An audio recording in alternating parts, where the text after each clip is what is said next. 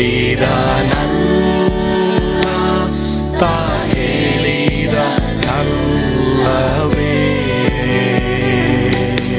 ನಾ ಕೈ ಬಿಡೆನು, ನಾ ಕೈ ಬಿಡೆನು. ಆ ಮಾತು ಹೇಳಿದನಲ್ಲ, ತಾ ಹೇಳಿದನಲ್ಲವೇ.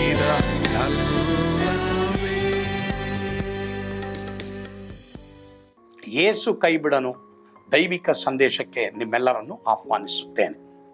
ಇಂದು ನಾವು ಆದಿಕಾಂಡ 26:6-11 ವಚನವನ್ನ ಧ್ಯಾನ ಮಾಡೋಣ. ಇಸಾಕನು ಗೆರಾರಿನಲ್ಲಿ ತನ್ನ ಹೆಂಡತಿಯನ್ನು ತಂಗಿ ಎಂದು ಹೇಳಿದ್ದು. ಓದ್ಕೊಳ್ಳೋಣವಾ? ಇಸಾಕನು ಗೆರಾರಿನಲ್ಲಿ ವಾಸವಾಗಿದ್ದಾಗ ಆ ಸ್ಥಳದ ಜನರು ಅವನ ಹೆಂಡತಿಯನ್ನು ನೋಡಿ ಆಕೆ ವಿಷಯದಲ್ಲಿ ವಿಚಾರಿಸಿದಾಗ ಅವನು, ರೆಬೆಕ್ಕಳು ಸುಂದರಿ ಆಗಿರುವುದರಿಂದ ಈ ಸ್ಥಳದ ಜನರು ಈಕೆ ನಿಮಿತ್ತ ನನ್ನನ್ನು ಕೊಂದಾರು ಅಂದುಕೊಂಡು ಆಕೆಯನ್ನು ತನ್ನ ಹೆಂಡತಿ ಎಂದು ಹೇಳುವುದಕ್ಕೆ ಭಯಪಟ್ಟು ತಂಗಿಯಾಗಬೇಕು ಎಂದು ಹೇಳಿದನು. ಅವನು ಆ ಸ್ಥಳದಲ್ಲಿ ಬಹಳ ದಿವಸ ಇದ್ದ ಮೇಲೆ ಒಂದು ದಿನ ಫಿಲಿಷ್ಟಿಯರ ಅರಸನಾದ ಅಬೀಮಲೇಕನು ಕಿಟಕಿಯಿಂದ ನೋಡಿದಾಗ ಇಸಾಕನು ತನ್ನ ಹೆಂಡತಿಯಾದ ರೆಬೆಕ್ಕಳ ಸಂಗಡ ಸರಸವಾಡುವುದನ್ನು ಕಂಡನು. ಆಗ ಅವನು ಇಸಾಕನನ್ನು ಕರೆಯಿಸಿ, ನಿಶ್ಚಯವಾಗಿ ಈಕೆ ನಿನ್ನ ಹೆಂಡತಿಯಲ್ಲವೇ? ತಂಗಿ ಅಂತ ಯಾಕೆ ಹೇಳಿದಿ ಎಂದು ಕೇಳಲು ಇಸಾಕನು, ಜನರು ಈಕೆ ನಿಮಿತ್ತ ನನ್ನನ್ನು ಕೊಂದಾರೆಂದು ಹಾಗೆ ಹೇಳಿದೆನು ಅಂದನು. ಅದಕ್ಕೆ ಅಬೀಮಲೇಕನು, ನೀನು ನಮಗೆ ಹೀಗೆ ಯಾಕೆ ಮಾಡಿದಿ? ಜನರಲ್ಲಿ ಒಬ್ಬನು ನಿನ್ನ ಹೆಂಡತಿಯೊಡನೆ ಕೂಡುವುದಕ್ಕೆ ಆಸ್ಪದವಾಗಿತ್ತು, ನಿನ್ನ ಮೂಲಕ ನಮಗೆ ದೋಷ ಪ್ರಾಪ್ತವಾಗುತ್ತಿತ್ತಲ್ಲ ಎಂದು ಹೇಳಿ ತನ್ನ ಪ್ರಜೆಗಳಿಗೆ, ಈ ಮನುಷ್ಯನಾಗಲಿ ಇವನ ಹೆಂಡತಿಗಾಗಲಿ ಕೇಡು ಮಾಡುವವನಿಗೆ ತಪ್ಪದೆ ಮರಣದಂಡನೆ ಆಗುವುದು ಎಂದು ಆಜ್ಞೆ ಮಾಡಿದನು.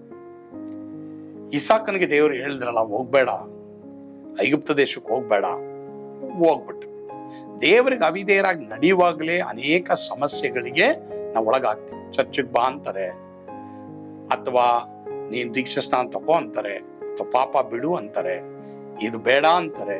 ನಾವೇನ್ ಮಾಡ್ತೀವಿ? ನಮ್ ಫೀಲಿಂಗು ಯಾರೋ ಹೇಳಿದ್ರು ಮಾಡ್ಬಿಡ್ತೀವಿ. ಇಸಾಕನು ಇನ್ನೊಂದು ಮೂರ್ಖತನದ ತಪ್ಪನ್ನ ಇಲ್ಲಿ ನೋಡ್ತೀವಿ. ತನ್ನ ಹೆಂಡತಿಯನ್ನ ತಂಗಿ ಅಂತ ಹೇಳಿಕೊಂಡದ್ದು. ಇದು ತನ್ನ ತಂದೆಯಿಂದಲೇ ಕಲಿತಂತ ಒಂದು ತಪ್ಪು. 2 ಸಾರಿ ಅವನ ತಂದೆ ಆ ಸುಳ್ಳನ್ನು ಹೇಳ್ತಾರೆ. 12 ಮತ್ತು 20ನೇ ಅಧ್ಯಾಯದಲ್ಲಿ ಆದಿಕಾಂಡ ಪುಸ್ತಕದಲ್ಲಿ ತಂದೆ ಮಾಡಿದಂತ ತಪ್ಪುಗಳನ್ನ ನಾವು ಮಾಡಬೇಕೆಂಬುದಾಗಿಲ್ಲ. ಬುದ್ಧಿವಂತನ ಯಾವಾಗಲೂ ತಪ್ಪುಗಳಿಂದ ಪಾಠವನ್ನ ಕಲಿಬಹುದು. ಮತ್ತೊಬ್ಬರ ತಪ್ಪುಗಳಿಂದ ನಾವು ಒಳ್ಳೆಯದನ್ನ ಕಲಿಯುವುದನ್ನ ಯಾವಾಗಲೂ ಅರ್ಥ ಮಾಡ್ಕೊಳ್ಬೇಕು. ತಂದೆ ತಪ್ಪು ಮಾಡಿದ್ರೆ ಅದನ್ನ ನಾವು ಮಾಡೋದ್ರಲ್ಲಿ ಏನ್ ತಪ್ಪು ಅನ್ನೋದು ಆವಾಗಲೇ ನಾನು ಹೇಳ್ದೆ ನಿಮ್ಗೆ ಹಿಂದಿನ ಒಂದು ಭಾಗದಲ್ಲಿ. ಆ ಥರ ಮಾಡಬೇಡಿ. ಇಲ್ಲಿ ತಿರುಗಿ ಅಬೀಮೆಲೆಕನ ಆ ಒಂದು ಮನೆಗೆ ಶಾಪವನ್ನ ತರೋದಕ್ಕೋಸ್ಕರವಾಗಿ ಇಸಾಕನ ಕಾರಣವಾಗ್ತಾನೆ. ಎಷ್ಟೋ ದೇವ ಮಕ್ಕಳು ನಾವು ಸರಿಯಾದ ರೀತಿಯಲ್ಲಿ ಪ್ರಾರ್ಥನೆ ಮಾಡಲ್ಲ, ಬೈಬಲ್ ಓದಲ್ಲ, ಸಭೆಗೆ ಬರಲ್ಲ, ದೇವರಿಗೆ ವಿಧೇಯರಾಗಿ ನಡೆಯಲ್ಲ. ನಮ್ಮಿಂದ ಅನೇಕರಿಗೆ ತೊಂದರೆ ಆಗೋದನ್ನ ನಾವು ನೋಡ್ತೀವಿ. ಕ್ರೈಸ್ತರಾಗ್ಬೇಕು. ಸರಿ, ಇಲ್ಲಿವರೆಗೂ ಆ ರೀತಿ ನಡೆದಿದೀವಾ? ಯೋನ ಆ ರೀತಿ ನಡೆದ, ಅವನಿಂದ ಹಡಗಿನಲ್ಲಿರೋರಿಗೆಲ್ಲ ಕೇಡು ಬಂತು. ಸರಿ, ನಮ್ಮಿಂದ ಮತ್ತೊಬ್ಬರಿಗೆ ಕೇಡಾಯ್ತಾ? ಬಟ್ ಇನ್ನು ಮುಂದೆ ಅತಿ ಕೇಡಾಗದ ಹಾಗೆ ನಾವೇನ್ ಮಾಡೋಣ? ಸ್ವಾಮಿ, ನಾನ್ ನಿನ್ನ ವಾಕ್ಯಕ್ಕೆ ವಿಧೇಯನಾಗ್ತೀನಿ, ನಿನ್ನ ವಾಕ್ಯದ ಪ್ರಕಾರ ನಾನು ನಡೀತೀನಿ. ಇಲ್ಲಿವರೆಗೂ ನಾನು ನಡೆದಿದ್ದ ತಪ್ಪು ದೇವರೇ, ನನ್ನ ಕ್ಷಮಿಸು ಎಂಬುದಾಗಿ ನಾವು ದೇವರನ್ನು ಕೇಳುವಾಗ ಅವ್ರು ಕ್ಷಮಿಸ್ತಾರೆ, ಹೊಸ ಜೀವ ಕೊಡ್ತಾರೆ. ನಮ್ಮಿಂದ ಲೋಕದ ಎಲ್ಲಾ ಕುಲದವರಿಗೂ ಆಶೀರ್ವಾದ ಉಂಟಾಗುವಂತೆ ಮಾಡ್ತಾರೆ. ಇಲ್ಲಿ ಇವಾಗ ಅಬೀಮಲೇಕನ್ ಬರ್ತಾನೆ, ಇಸಾಕನ್ಗೆ ಹೇಳ್ತಾನೆ, ಏನಪ್ಪ ಯಾಕೆ ಈ ತರ ಮಾಡಿದೆ? ಅವಳನ್ನ ತಂಗಿ ಅಂತ ಯಾಕೆ ಹೇಳ್ದೆ? ನಿನ್ನ ಹೆಂಡತಿ ಅಲ್ವಾ? ಸರಿ, ಆ ರೀತಿ ಮಾಡ್ಬೇಡ ಎಂಬುದಾಗಿ ಹೇಳಿ, ನಿನ್ನಿಂದ ನಮ್ಗೆ ಕೇಡು ಬರ್ತಾ ಇತ್ತು ಎಂಬುದಾಗಿ ಹೇಳಿ ಆ ಒಂದು ಊರಿನ ಎಲ್ಲಾ ಜನರಿಗೂ ಯಾರು ಇಸಾಕನ ಹೆಂಡತಿಯನ್ನ ಮುಟ್ಟಬಾರ್ದು ಎಂಬುದಾಗಿ ಹೇಳಿ ಅಪ್ಪಣೆ ಮಾಡ್ತಾನೆ. ನೋಡಿ, ಕೆಲವು ಸಲ ಅನ್ಯರಿಗಿರುವಂತ ಪ್ರಕಟಣೆ ನಮ್ಗಿರಲ್ಲ. ಬಟ್ ಆದ್ರೆ ಪ್ರಿಯರೇ, ವಾಕ್ಯದ ಪ್ರಕಾರ ನಡೆಯೋಣ. ದೇವರು ಇಳಿದು ಹೋಗ್ಬೇಡ ಅಂದ್ಮೇಲೆ ಇಳಿದು ಹೋಗ್ಬೇಡ್ರಿ. ದೇವರು ನಿಮ್ಮ ಹೃದಯವನ್ನು ಯೇಸುವಿಗೆ ಕೊಡು ಅಂದ್ರೆ ಯೇಸುವಿಗೆ ಕೊಡ್ರಿ. ಪ್ರಾರ್ಥನೆ ಮಾಡ್ರಿ, ಉಪವಾಸ ಮಾಡ್ರಿ ಅಂದ್ರೆ ಉಪವಾಸ ಮಾಡಿ, ದೇವರನ್ನ ನಂಬ್ರಿ ಅಂದ್ರೆ ದೇವ್ರ ನಂಬ್ರಿ. ಹೀಗಾಗಿ ನಮ್ಮ ವಿಧೇಯತ್ವದಿಂದ ನಮ್ಗೆ ಯಾವಾಗಲೂ ಮೇಲೆ ಆಗುತ್ತೆ. ಪ್ರಿಯರೇ, ಕರ್ತನಿಗೆ ಸ್ತೋತ್ರ. ಆ ರೀತಿ ಮಾಡ್ಲಿ. ಆಮೇಲೆ ಪ್ರಾರ್ಥಿಸೋಣವಾ? ನಮ್ಮನ್ನು ಬಹಳವಾಗಿ ಪ್ರೀತಿ ಮಾಡಿದಂತ ನಮ್ಮ ಸ್ವರ್ಗೀಯ ತಂದೆ ದೇವರೇ, ನಿಮ್ಮ ಸ್ತೋತ್ರ. ಹೌದು ಸ್ವಾಮಿ, ನೀನ್ ಯಾವಾಗ ನಮಗೆ ಇಂಥದ್ದನ್ನ ಮಾಡಬೇಡ ಎಂಬುದಾಗಿ ಹೇಳ್ತೀಯೋ, ಅವಿಧೇಯರಾಗಿ ನಾವು ನಡೆಯೋದಾಗಿ ನಮ್ಮೆಲ್ಲರೂ ಕೃಪೆ ಕೊಡು. ನಮ್ಮನ್ನ ಕ್ಷಮಿಸು, ಇದು ತಿನ್ಬೇಡ ಎಂಬುದಾಗಿ ಹೇಳ್ತೀಯ ಸ್ವಾಮಿ. ಕೆಲವು ವೇಳೆ ಹೊಟ್ಟೆ ಬಾಕನಾಗಿರ್ಬೇಡ ಎಂಬುದಾಗಿ ಹೇಳ್ತೀಯ, ಕೆಲವು ವೇಳೆ ಈ ಆಹಾರ ತಿನ್ನು ಅಂತ ಹೇಳ್ತೀಯ ದೇವರೇ, ಕೆಲವು ವೇಳೆ ಉಪವಾಸ ಮಾಡು ಅಂತ ಹೇಳ್ತೀಯ ದೇವರೇ. ಈಗ ಎಷ್ಟೋ ಜನರಿಗೆ ಯೇಸುವನ್ನು ನಂಬು ಅಂತ ಹೇಳ್ತಾ ಇದೆಯಾ. ಹೀಗಾಗಿ ನೀನು ಹೇಳಿದಾಗೆ ನಡೆಯುವಾಗ ಎಲ್ಲರೂ ಕೃಪೆ ಕೊಡು. ಯೇಸುವಿನ ಹೆಸರಿನಲ್ಲಿ ಪ್ರಾರ್ಥಿಸ್ತೇವೆ ಸ್ವಾಮಿ, ಆಮೇನ್. ಕರ್ತನು ತಾನೇ ನಿಮ್ಮೆಲ್ಲರನ್ನ ಆಶೀರ್ವಾದ ಮಾಡಲಿ. ಸ್ವರ್ಗದ ಆನಂದ ನಿಮ್ಮೆಲ್ಲರನ್ನು ತುಂಬಿ ತುಳುಕಲಿ. ಆಮೇನ್.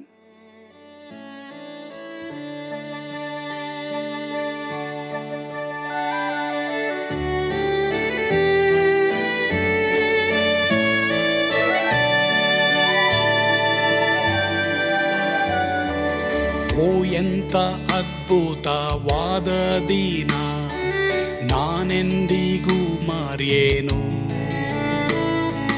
ಪಾಪಂಧಕಾರದೊಳ್ ಅಲೆದೇನ, ರಕ್ಷಕನ ಕಂಡೇನು.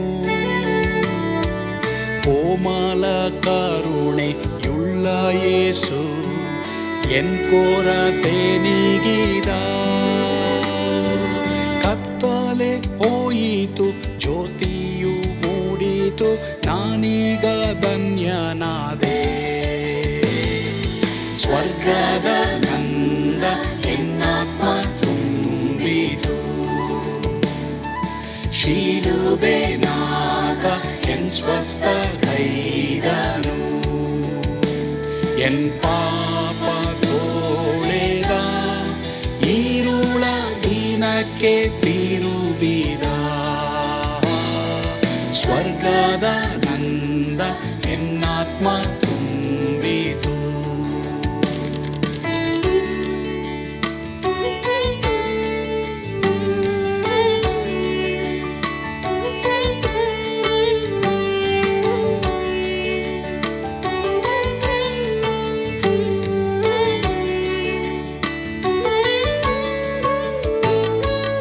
ಆತ್ಮನ ನೂತನ ಜನ್ಮದಿಂದ ದೇವಪುತ್ರನಾದೇನು.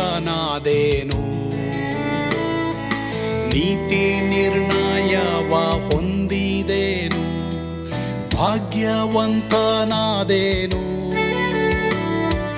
ಪಾಪಾತ್ಮನಾಗಿ ನಾ ಬಂದಾಗಲೇ ಆಶೀರ್ವಾದ ಸಿಕ್ಕಿತು.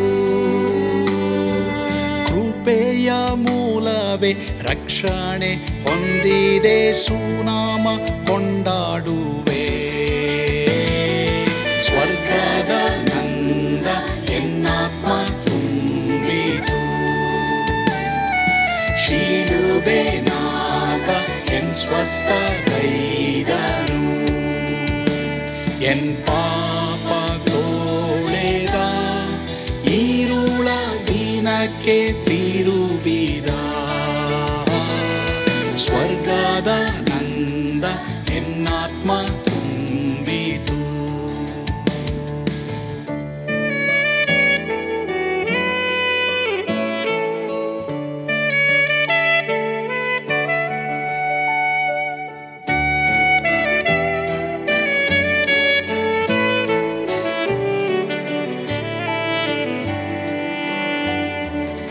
ಅನಂತ ನಿರೀಕ್ಷೆ ಏನಾಗಿದೆ, ಕಾಲವು ತೀರಲಾಗಿ.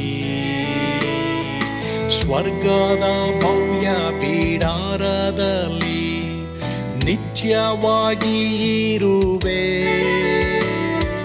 ಶಿಲುಬೆ ನನಗೆ ಆಶ್ರಯವೇ, ನಂಬಿಕೆಗಾಧಾರವೇ. ನಿತ್ಯ ಐಶ್ವರ್ಯವ ದಿವ್ಯಾಶೀರ್ವಾದವ ಕರ್ತ ಇವನೇ ನಗೆ. ಸ್ವರ್ಗದ ನಂದ ಎನ್ನಾತ್ಮ ತುಂಬಿತು,